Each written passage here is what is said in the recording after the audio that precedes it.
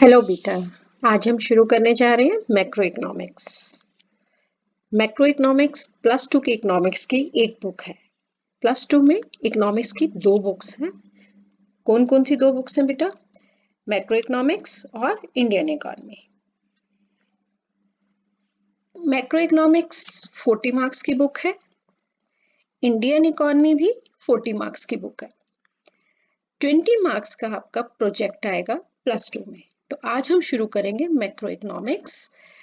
Plus one में आपने start किया था micro economics. Micro means small, एक छोटे लेवल में इकोनॉमिक्स की थी। छोटा लेवल मीन्स हमने economics we know better where studies the economic problems. At the large level, at the economy as a whole, that is called macro economics. Plus one में हमने किया था micro economics, studies the individuals economic problem. इसमें हम क्या करेंगे?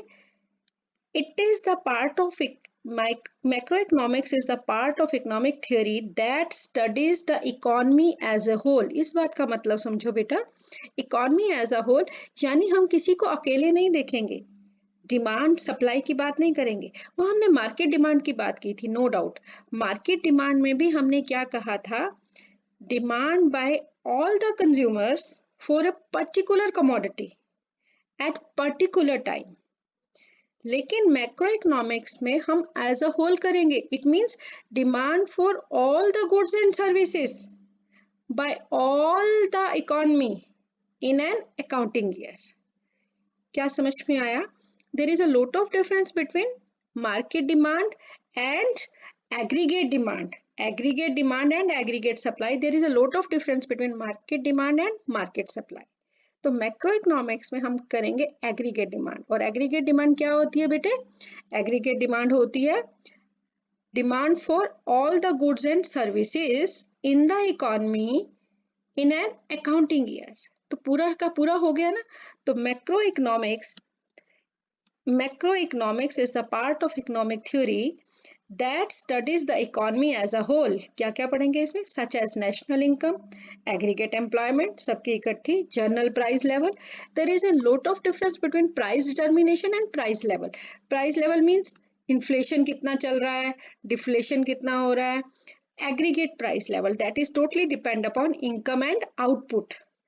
Price level income और output पर डिपेंड करता है। और आपके सिलेबस में सिर्फ इनकम को देखा गया है।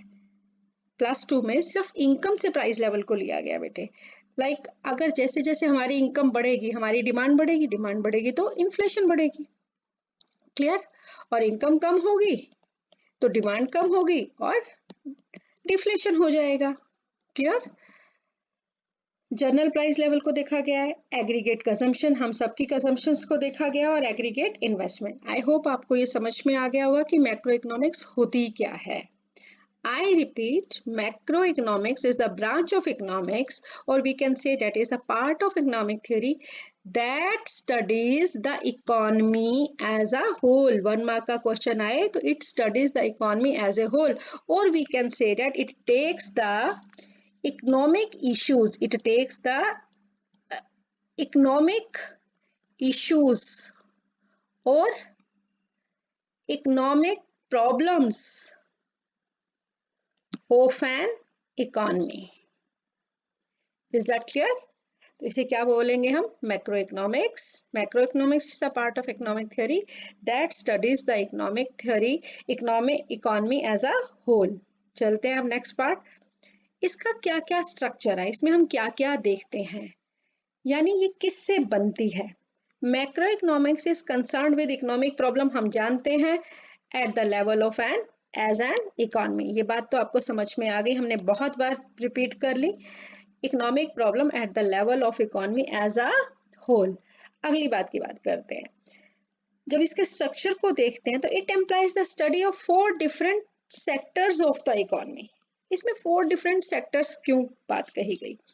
देखिए बेटा, कोई भी इकोनॉमी किसी भी पिलर के बिना से, किसी भी एजेंट के बिना से नहीं चलेगी। कोई भी इकोनॉमी हो, आपका घर ले लो, अगर आपके घर में कौन चलाता है? अगर पापा जॉब करते हैं तो पापा भी रन करते हैं, मम्मा जॉब करते हैं तो मम्मा भी रन करते हैं, ब्रदर या सिस्टर करते हैं तो वो भी घर को रन करते हैं। तो इस तरह से ये पिलर्स हो गए घर को रन करने वाले। तो मैक्रो इकोनॉमिक्स में भी डिफरेंट सेक्टर्स हैं और we can say that there are different agents. 1 mark का क्वेश्चन आ सकता है कि how many agents under macro economics या हाउ मेनी डिफरेंट सेक्टर्स। तो डिफरेंट सेक्टर्स आपने +1 में भी किए थे, producer sector, household sector, government sector और rest of the world sector. ये 4 सेक्टर होते हैं जो इकोनॉमी को रन करते हैं। कैसे याद रहेंगे बेटे, कैसे याद रहेंगे? जैसे आपके कोई भी आप तरीका कर लिए कि कुछ लोग सिर्फ प्रोडक्शन करने के लिए होते हैं, कुछ लोग सिर्फ कंजम्पशन करने के लिए होते हैं। सरकार का काम क्या होता है? लेविट द टैक्सेस, सब्सिडीज देना, ट्रांसफर पेमेंट देना। इसको मैं भी क्लियर करती हूँ, सब्सिडीज क्या होती हैं। रेस्ट ऑफ द वर्ल्ड के साथ हम क्या करते हैं, जिससे सपोज ये इंडिया का नक्शा है, ये इंडिया है और ये रेस्ट ऑफ द वर्ल्ड है, तो India rest of the world से या तो इंपोर्ट करता है या एक्सपोर्ट करता है। क्लियर? तो कितने डिफरेंट सेक्टर्स हैं? 4 डिफरेंट सेक्टर्स हैं और 4 एजेंट्स हैं।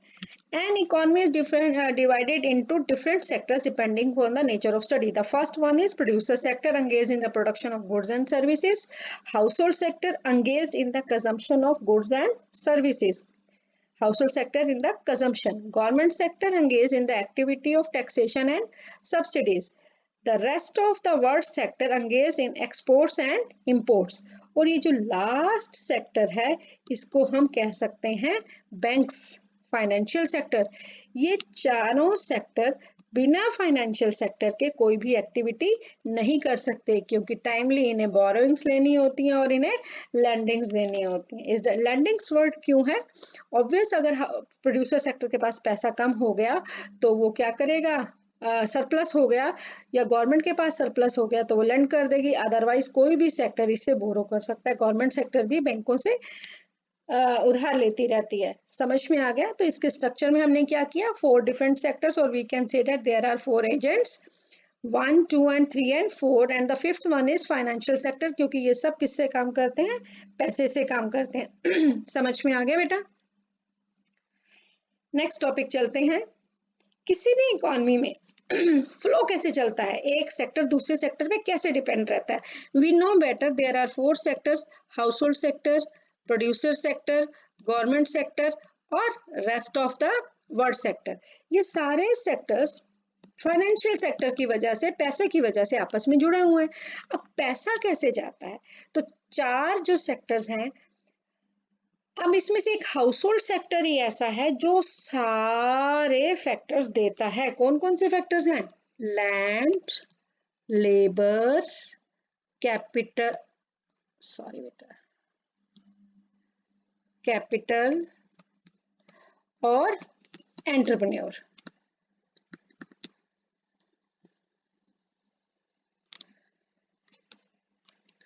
अब क्या है कि लैंड के बदले में क्या मिलता है? रेंट। लेबर को क्या मिलती है? वेजेस। और कैपिटल को क्या मिलता है? इंटरेस्ट। और एंटरप्रेन्योर को क्या मिलता है? प्रॉफिट्स। तो फ्लो फैक्टर इनकम, जब इन चारों सेक्टर्स में, ये 4 सेक्टर्स हैं, जब इन चारों सेक्टर्स में पैसे के थ्रू काम होता है तो हर एक को ये इनकम मिलती है। कैसे? मैं आपको डिटेल में समझाती हूँ। हाउस होल्ड सेक्टर से लेबर चाहिए थी प्रोड्यूसर सेक्टर को, क्लियर? हाउस होल्ड सेक्टर से ही प्रोड्यूसर सेक्टर को एंटरप्रेन्योर चाहिए था, जैसे इंजीनियर चाहिए, जैसे सीएस चाहिए, बहुत सारे ऐसे लोग, पढ़े लिखे लोग, एंटरप्रेन्योर और रिस्क लेने वाले लोग भी चाहिए होते हैं। There is a little difference between producer and entrepreneur. Producer का बात करते हैं, who is engaged in production, that person is called producer, clear? और entrepreneur क्या होता है? who makes money, who makes profit and takes the risk, जो risk लेकर काम शुरू करता है वो कौन है? एंटरप्रेन्योर। अब हाउस होल्ड सेक्टर से देखिए इस डायग्राम को, इस फ्लो को, हाउस होल्ड सेक्टर ये रहा और प्रोड्यूसर सेक्टर ये रहा। हाउस होल्ड सेक्टर जो है प्रोड्यूसर सेक्टर को क्या देगा? अगर वो लैंड लेगा तो क्या देगा? रेंट। सपोज मैं एक प्रोड्यूसर हूं और मुझे काम शुरू करना है बट मेरे पास लैंड नहीं है, तो मैंने लैंड कहाँ से ली? हाउस होल्ड सेक्टर से ले ली, तो मुझे हर महीने उसका क्या देना है? रेंट देना है। लेबर भी कहाँ से लूंगी? हाउस होल्ड सेक्टर से लूंगी। क्या देनी है? वेजेस। पैसा कम पड़ गया, उधार उठाना पड़ेगा, तो क्या देना पड़ेगा? इंटरेस्ट। और अगर मुझे अच्छे से काम नहीं आता, रिस्क लेना पड़ेगा, नेचुरली वहां से एंटरप्रेन्योर्स लेने पड़ेंगे, उन्हें क्या देना पड़ेगा? प्रॉफिट्स। तो पैसे के तौर पे मैंने क्या कर दी? उसे factor payment. Is that clear? So it refers to the flow of factor income as rent, interest, profits and wages from producing sector to the household sector as monetary rewards for their factor services. यानी उससे पहले household sector ने उसे क्या दिया? अगले diagram में देखो बेटा, यानी रियल मायने में अगर हम रियल फ्लो की बात करें तो रियल मायने ने हाउसहोल्ड सेक्टर को ने प्रोड्यूसर सेक्टर को क्या दिया? Factor services. Real flow implies the flow of factor services from the household sector to the producing sector. तो सबसे पहला काम हुआ जब प्रोड्यूसर ने ये सोचा कि मैंने प्रोडक्शन करनी है, तो उसने हाउसहोल्ड सेक्टर से क्या ले ली? Factor services. कौन कौन से फैक्टर लिए? लैंड, लेबर, कैपिटल और एंटरप्रेन्योर। समझ में आ गया? और इसके बदले में अगर हम मनी की बात करें तो प्रोड्यूसर सेक्टर ने क्या क्या दिया? लैंड के बदले रेंट, लेबर के बदले वेजेस, कैपिटल के बदले इंटरेस्ट और एंटरप्रेन्योर के बदले प्रॉफिट। अब चलते हैं, जब प्रोड्यूसर सेक्टर ने प्रोडक्शन कर लिया तो इससे परचेज किसने किया?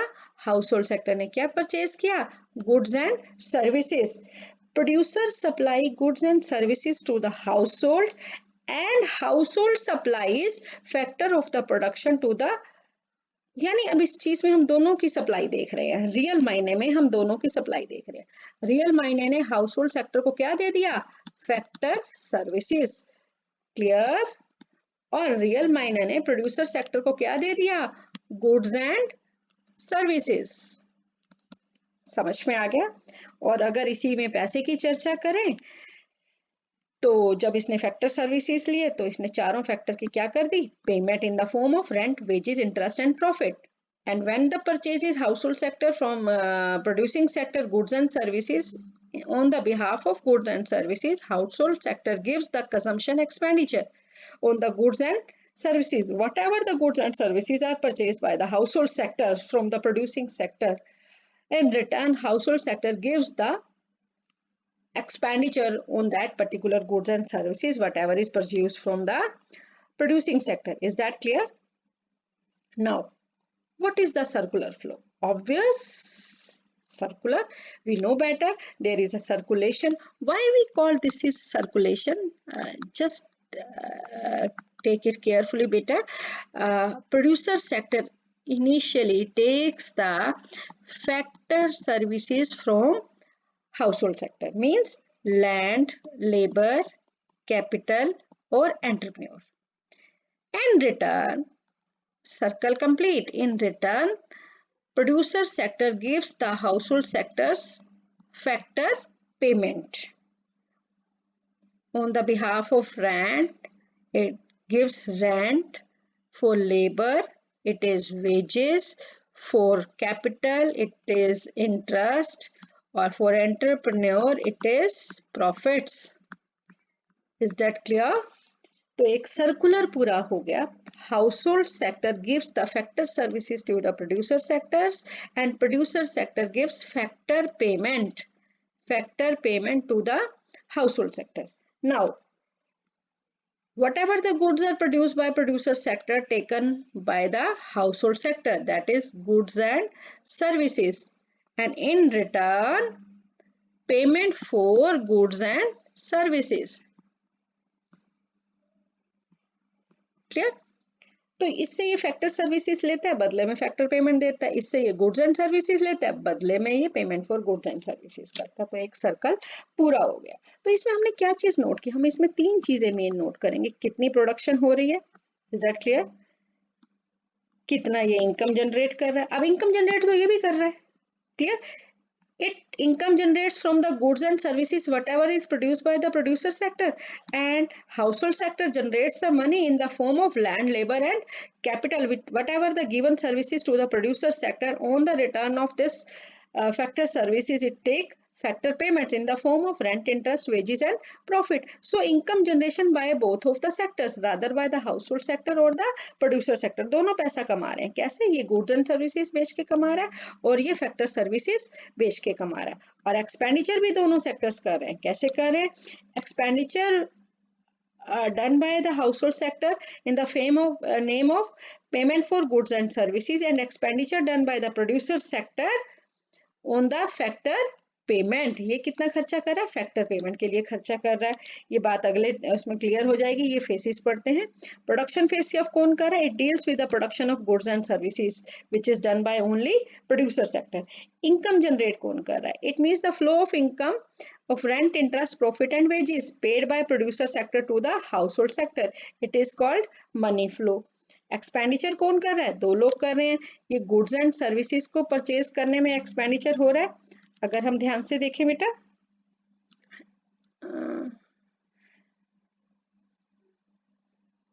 अगर हम ध्यान से देखें तो ये expenditure on the purchase of goods and services by the household sector and other services, और this is the money flow from the sectors to the producer sectors. Is that clear? अब दो सेक्टर लेते हैं simply, जो मैंने आपको already समझा दिए हैं. टू सेक्टर्स लिए हमने. कौन कौन से टू सेक्टर्स लिए? House hold sector and firms. House hold sector क्या देता है? Factor services. This is the revision which ever I had taught you recently. Firms hire factor services from household. Households spend their entire income on consumption. Firms sell all the produce to the household sector. There is no government or foreign trade. This is just only assumption कि यहाँ government नहीं है और foreign trade यानी government भी नहीं है और rest of the world भी नहीं है. Just we take only two sectors of the economy, household sector और producer sectors. Just two sectors लिए. Such economy has two types of market. Market for goods and services which is produced in product, that is product market, और market for factors of production. वो कहाँ पे होते हैं? households के पास. clear?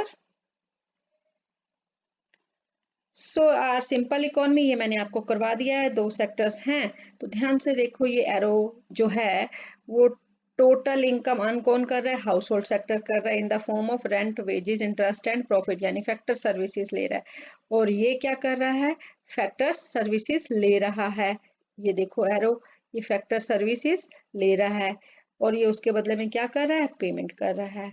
अब चलते हैं. ये final, why we take final, मैं इसको क्लियर करूंगी. ये फाइनल गुड्स एंड सर्विसेज ले रहा है, बदले में उसका क्या कर रहा है? एक्सपेंडिचर कर रहा है. एक चीज यहाँ पे इज इक्वल टू लिखी हुई, इस बात को समझना. 1 मार्क का क्वेश्चन आ सकता है बेटे. मनी वैल्यू ऑफ आउटपुट, जितना भी इसने आउटपुट किया, हम अजम्पशन मान के चलते हैं. ऑल द आउटपुट, ये नहीं कि सिर्फ माइक्रो इकोनॉमिक्स में हम अजम्पशन मानते थे when other factors being constant, तो मैक्रो में भी हम कुछ अजम्पशन मान के चलते हैं. Whatever the output is produced by the firms और the producer sector, that must be sold by the producer to the household sectors. It means the value of output is equal to the expenditure of final goods and services. Clear? अब final का मतलब समझते हैं. अगले chapter में आपको final का मतलब समझ में आ जाएगा बेटे. क्लियर? आज का चैप्टर आपको इतना समझ में आ गया. थोड़ी सी रिवीजन कर लें बेटा. Macro economics studies the economy as a whole, that is called macro economics. क्या क्या देखा इसमें? हमने देखा एग्रीगेट डिमांड देखी, एग्रीगेट सप्लाई देखी, पूरे लेवल में नेशनल इनकम देखी, एग्रीगेट एम्प्लॉयमेंट देखा हमने, और जनरल प्राइस लेवल यानी price level is related with income and output. और उसके बाद हमने इसके स्ट्रक्चर में देखा 4 सेक्टर्स होते हैं या 4 एजेंट होते हैं. कौन से एजेंट है वो मैंने अंडरलाइन कर रखा है. Producer, house hold, government and rest of the world. और ये सब किसके साथ एक्टिविटी करते हैं? ये सब एक्टिविटी करते हैं बेटा हाउस फाइनेंशियल सेक्टर के साथ एक्टिविटी करते हैं. क्लियर? उसके बाद की बात करें तो हमने देखा मनी फ्लो, जहां मनी का फ्लो होता है इन the form of rent, interest, profit and wages. और फिर हमने देखा रियल फ्लो क्या होता है. रियल मायने में वो क्या देता है? Factor services. Clear? Factor services लेके वो क्या प्रोड्यूस करता है? Goods and services. क्लियर? अब चलते हैं. फिर हमने सर्कुलर फ्लो किया. आज का इतना ही. अगर आपको ऐसे समझ में आ रहा है तो आपका रिस्पॉन्स आना चाहिए बेटा मेरे पास, और ऐसे ही पढ़ाऊंगी, नहीं तो फिर आपको आपके लेवल में आकर. क्लियर? तो दिस इज फाइनल बेटा. We will do tomorrow the next topic. Bye.